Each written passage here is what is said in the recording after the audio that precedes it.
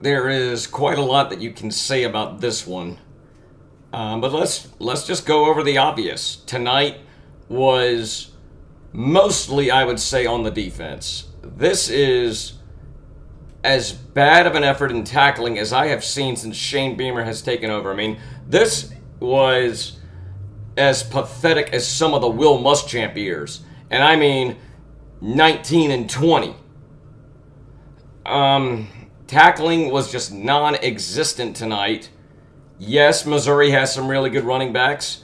Yes, Perbula is good running the ball, but there is no excuse whatsoever for Carolina to just whiff and allow Missouri to just break tackle after tackle and try and shoulder tackle those running backs. Just absolutely inexcusable for that. So there is a lot of accountability that needs to be put on Clayton White for this. I certainly think the players need to have some accountability for sure. I just don't know how you fix this, because you do so much good for a change on offense, but then again, there's some bad. You know, you get the ball first and goal at the 2, and it becomes third and goal from the 37. That is inexcusable for so many reasons. Number one, okay, people are going to pile on Shula for calling a pass play on first and goal from the 2. And yes, that is not a good play call. However, if you're Lenoris, you have to throw the ball away. I'm not saying that I'm putting this all on Lenoris or that I'm excusing Shula. I'm just saying that at some point or another, if you're an experienced quarterback in the SEC, you need to know when to throw the ball away. I thought Missouri did a good job of stifling the run, but I don't think Carolina really did a good job of even trying to establish it. And all, Dusty Dvorak kept trying to harp on was that Carolina had not run Lenoris enough. Well, teams know that that's one of his strengths, and if you take that strength away, you stand a better chance of beating him. So that was a good strategy by their defense, no question about that. But I don't know. I thought that Faison never really tried to get Faison, Fuller, or Attaway going. But Lenoris did throw the ball well tonight. No question about that. There were a couple that he got away with. I can think of at least 2 where he should have been picked off, but wasn't. So yeah, it's just going to be a very, I guess, tough pill to swallow, because this game could have been won. No question about it. You think about where Carolina was, where we kicked a field goal, and it was after that Vidrivas Jacobs catch that set up first and goal at the 2. Carolina settles for a field goal instead of a touchdown. You think about that. Carolina could have had a 9-point lead going into the fourth quarter. Instead, our largest margin of the lead in the second half was 2, I believe. Or was it? Yeah, I think it was 2. Because I think it was 14-12 at the start of the fourth quarter. And I think Missouri got the lead back, and then Carolina got it back. I think that's how it happened. I don't know. The fourth quarter was just so frustrating for so many reasons. Carolina just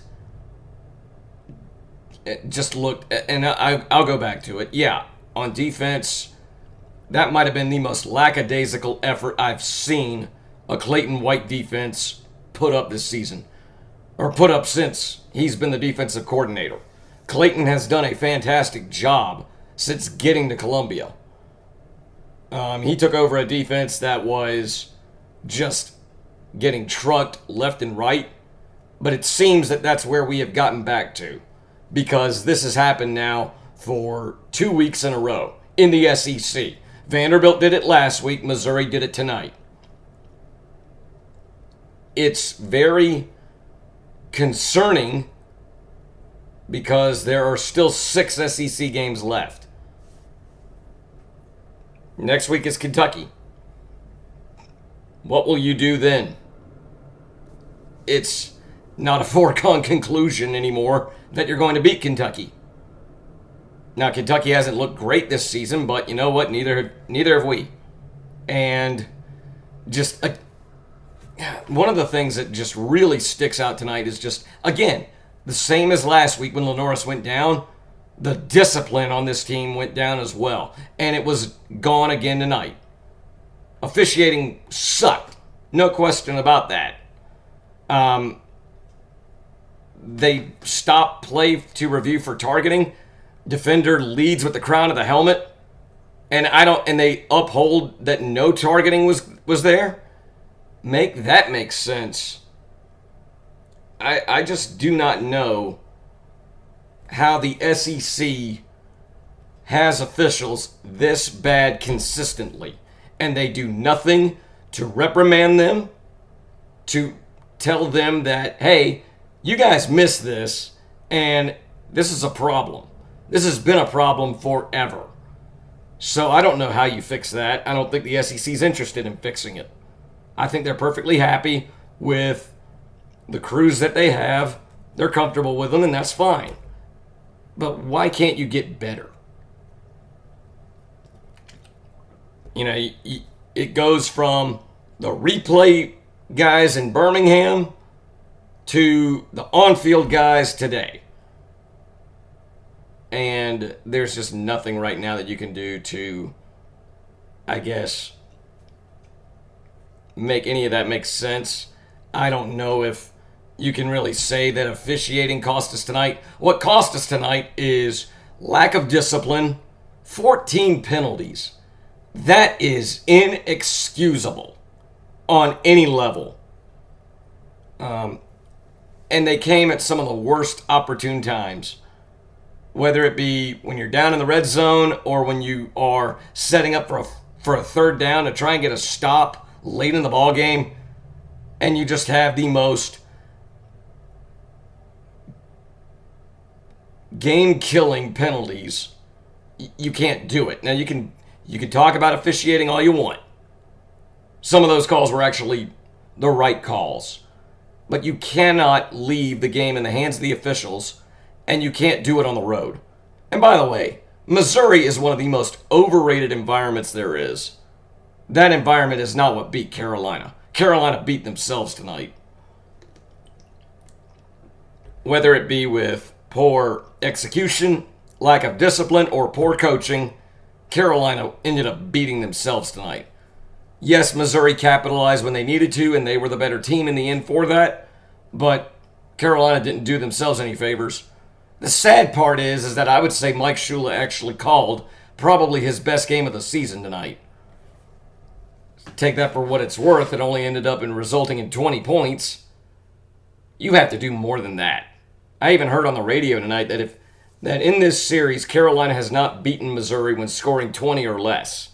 Well, guess what? That continues again. And the Mayor's Cup goes back to Missouri.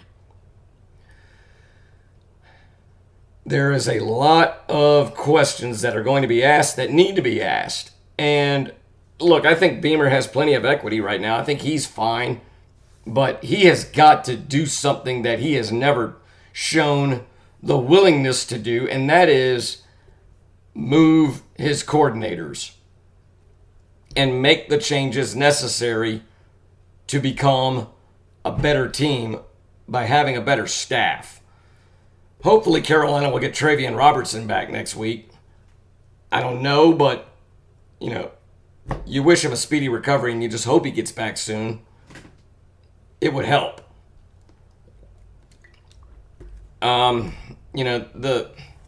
The sad part is that this was a team that was highly considered to be a playoff team. And it has not once all season looked the part. Where do you go from here? Because your confidence is shot.